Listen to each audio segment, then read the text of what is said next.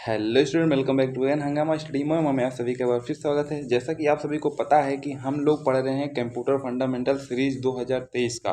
तो इसमें जितने भी मोस्ट इम्पोर्टेंट क्वेश्चन हैं वो सारे चीज़ हम लोग कर चुके हैं और कर रहे हैं। तो जिसमें part 1, part 2, part 3, part 4 complete हो गया है और आज पार्ट 5 हम लोग पढ़ेंगे, जिसमें मिलाकर 100 क्वेश्चन हो गए हैं। तो आप अगर किसी भी कंप्यूटर से रिलेटेड एग्जाम की तैयारी कर रहे हैं तो उससे ज़रूर देखिए, 101% क्वेश्चन फंसेगा, क्योंकि बहुत ही इम्पोर्टेंट क्वेश्चंस हैं ये 100।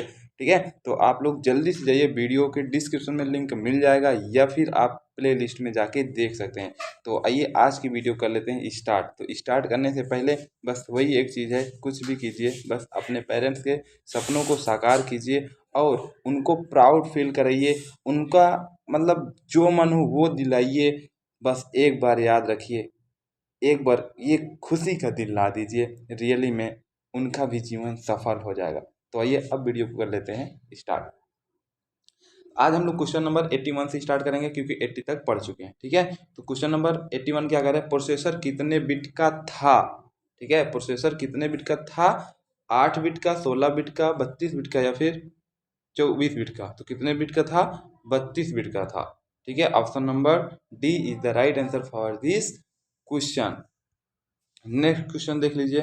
नेक्स्ट क्वेश्चन क्या कह रहा है, 486 प्रोसेसर के आविष्कार, मतलब 486 प्रोसेसर के आविष्कार की घोषणा इंटेल ने कब की थी।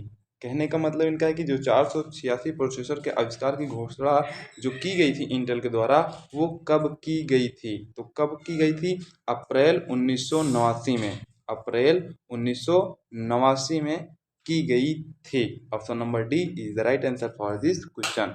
नेक्स्ट देख लीजिए, नेक्स्ट क्वेश्चन क्या कह रहा है, पेंटियम प्रोसेसर कब आविष्कृत हुआ था। पेंटियम प्रोसेसर कब आविष्कृत हुआ था, मतलब कब बनाया गया था। तो option number A is the right answer for this question. March 1993 में पेंटियम प्रोसेसर बनाया गया था। नेक्स्ट क्वेश्चन क्या कह रहा है, नेक्स्ट क्वेश्चन कह रहा है कि पेंटियम प्रोसेसर में कितने ट्रांजिस्टर लगे थे।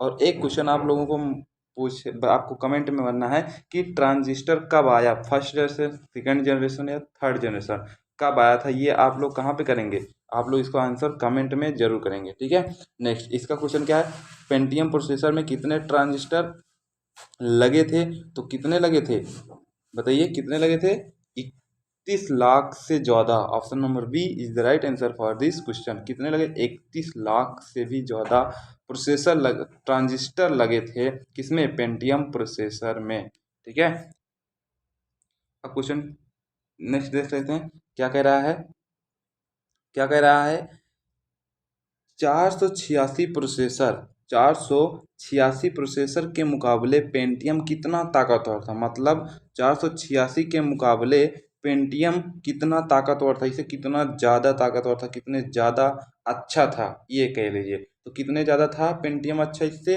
इससे 3 गुना ज़्यादा अच्छा था। कितना अच्छा था, 3 गुना। कौन सा, पेंटियम। ठीक है, पेंटियम जो था 486 के मुकाबले 3 गुना ज़्यादा ताकतवर था।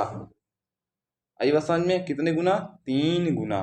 Option number B is the right answer for this question. Next question देख लेते हैं। नेक्स्ट क्या कह रहा है, को प्रोसेसर माइक्रो प्रोसेसर का सहायक होता है। को प्रोसेसर माइक्रो प्रोसेसर का सहायक होता है। को प्रोसेसर की संज्ञा किसे दी गई है। को प्रोसेसर की संज्ञा किसे दी गई है, मैथ को प्रोसेसर या न्यूमेरिक को प्रोसेसर को इसकी संज्ञा दी गई है। किसको, मैथ को प्रोसेसर या न्यूमेरिक, न्यूमेरिक को प्रोसेसर को इसकी संज्ञा दी गई। अब इसको याद रख लिए, न्यूमेरिक, मैथ में भी, मैथ मतलब आपको पता ही है, सब आ जाएगा उसी में, और न्यूमेरिक में भी आपको पता है, दोनों इसी से रिलेटेड है। ठीक है, न्यूमेरिक नंबर होता है और मैथ में तो मान लीजिए सभी आ ही जाते हैं। तो याद रखिए, तो मैथ को प्रोसेसर कहेंगे या फिर न्यूमेरिक को प्रोसेसर कहेंगे। तो option number A is the right answer for this question. ठीक है, और नेक्स्ट क्वेश्चन क्या है, नेक्स्ट क्वेश्चन पढ़ने से पहले बस आप लोगों को अब अपने आप को पढ़ना है। क्या करना है, अपने आप को पढ़ना है और अपनी गलतियों को पढ़ना है और उसको इम्प्रूव करके अपने सपनों को साकार करना है और अपने पेरेंट्स को हर वो चीज़ दिलाना है जो आप सोचे हैं या फिर उन्हें जो चाहिए। ठीक है, ये आप याद रखिए। नेक्स्ट क्वेश्चन क्या कह रहा है, कह रहा है न्यूमेरिक को प्रोसेसर एक चिप है। क्या है, न्यूमेरिक को प्रोसेसर एक चिप है जो सिर्फ कार्य के लिए, मतलब किस कार्य के, मतलब कार्य के लिए डिजाइन किया गया है, यह कंप्यूटर की क्षमता को बढ़ाता है। पहले क्वेश्चन को समझते हैं। क्या कह रहा है, न्यूमेरिक को प्रोसेसर एक क्या है, चिप है जो सिर्फ कार्य के डिजाइन के लिए किया गया है, यह कंप्यूटर की क्षमता को क्या करता है, बढ़ाता है। ठीक है, अब ऑप्शन आपको समझ में आएगा। ऑप्शन आपको यहाँ पे समझ में क्या बढ़ाता है, तार्किक बढ़ाता है, गणितीय बढ़ाता है, आंतर मतलब अतार्किक बढ़ाता है, या फिर दार्शनिक बढ़ाता है। तो क्या बढ़ाता है, एक बार क्वेश्चन आप फिर से देख लीजिए। क्वेश्चन नंबर 87 क्या कह रहा है, न्यूमेरिक प्रोसेसर एक चिप है जो कि सिर्फ कार के डिजाइन के लिए किया गया है, कार्य के डिजाइन के लिए किया गया, यहाँ कंप्यूटर की क्षमता को बढ़ाता है। अब कौन सा क्षमता को बढ़ाता है, आप ये देखिए, कौन से, तार्किक, गणितीय, अतार्किक या फिर दार्शनिक। तो कौन सा, गणितीय, कौन सा भाई, गणितीय। Option number B is the right answer for this question, गणितीय कार्य को बढ़ाता है। ठीक है, नेक्स्ट क्वेश्चन 88 क्या कर रहा है, कंप्यूटर एडेड डिजाइन और 2D तथा 3D ग्राफिक्स बनाने में कौन सा प्रोसेसर काम करता है। मतलब कंप्यूटर एडिट या जो एडिट होता है, कंप्यूटर डिजाइन और 2D तथा 3D ग्राफिक्स बनाने में कौन सा प्रोसेसर कार्य करता है। ठीक है, ये आपको इसमें पूछा गया है। तो कौन सा करता है, न्यूमेरिक को प्रोसेसर। कौन सा कार्य करता है, न्यूमेरिक की को प्रोसेसर कार्य करता है। ठीक है, option number A is the right answer for this question. Next question क्या कर रहा है, नेक्स्ट क्वेश्चन कर रहा है एएलयू में रहने वाले ट्रांजिस्टर को क्या कहते हैं जो गणितीय तार्किक क्रियाओं का परिणाम रखता है। क्या कहते हैं, एएलयू में रहने वाले ट्रांजिस्टर को क्या कहते हैं जो गणितीय तार्किक और क्रियाओं का परिणाम रखता, तो क्या कहते हैं इसे, एक्यूमुलेटर कहते हैं। याद रखिए, बहुत ही इंपॉर्टेंट क्वेश्चन है ये, इसको कोई जल्दी जानता नहीं है, बट आपको मैं बता दे रहा हूँ। ठीक है मतलब थोड़ा रेयर ही पूछा जाता है, मतलब रेयर ही, मतलब इम्पोर्टेंट है, पूछा जाता है, मतलब रेयर ही किसी को पता होता है। ठीक है, तो याद रखिए, एलयू में जो ट्रांजिस्टर होते हैं उसको जो गणितीय और तार्किक क्रियाओं का परिणाम रखता है उसको एक्यूमुलेटर कहते हैं, याद रखिए। ठीक है, नेक्स्ट क्वेश्चन क्या है, 90 क्या कह रहा है, स्टैक पॉइंटर में, स्टैक पॉइंटर भी एक रजिस्टर है, इसका क्या काम है। जो स्टैक पॉइंटर है एक रजिस्टर तो है ही है, इसका क्या काम होता है, इसका काम ये होता है स्टैक के पहले लोकेशन का पता रखना।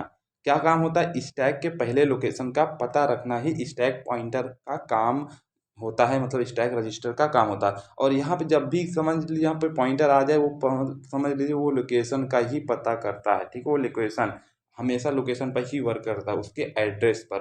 ठीक है, तो आप लोग भी अपना एड्रेस ढूंढिए, और आपका एड्रेस क्या है, सक्सेस, मंजिल को पाना ही आपका एड्रेस है, और आप उसे पाके ही मानेंगे, पाएंगे ना, कमेंट में जल्दी से पिन कीजिए इसको।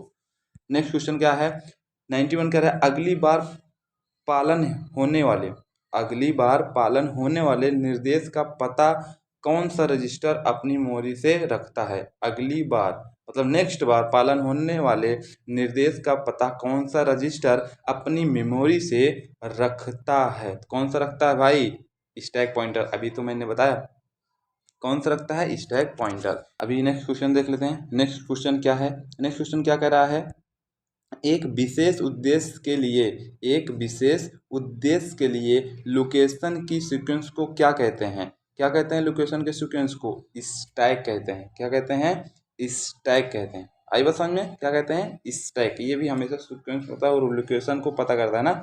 हाँ, तो याद रखिए, आपको भी क्या लोकेशन पता करना, जल्दी से कमेंट कीजिए, मंजिल को। अलग अलग कंप्यूटरों में रजिस्टर की संख्या है, ठीक है, बताना है, घटती है, बढ़ती है, बदलती रहती है, स्थिर रहती है, ये आपको बताना है। तो क्या रहती है, बदलती रहती है। ठीक है, क्या होती है, बदलती रहती है।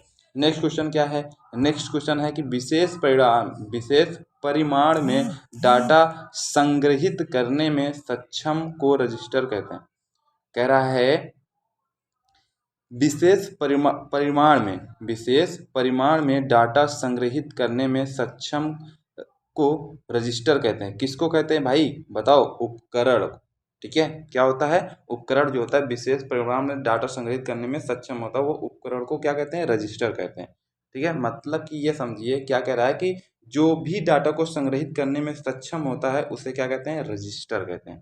ठीक है, नेक्स्ट क्या है, नेक्स्ट क्वेश्चन क्या है, कंप्यूटर में किसकी जरूरत डाटा और निर्देश के भंडारण और जरूरत पड़ने पर निस्तारण के लिए पड़ती है। तो किसकी पड़ती है भाई, मेमोरी की पड़ती है। याद रखिए हमेशा डाटा को कहाँ पर रखते हैं हम लोग, मेमोरी में।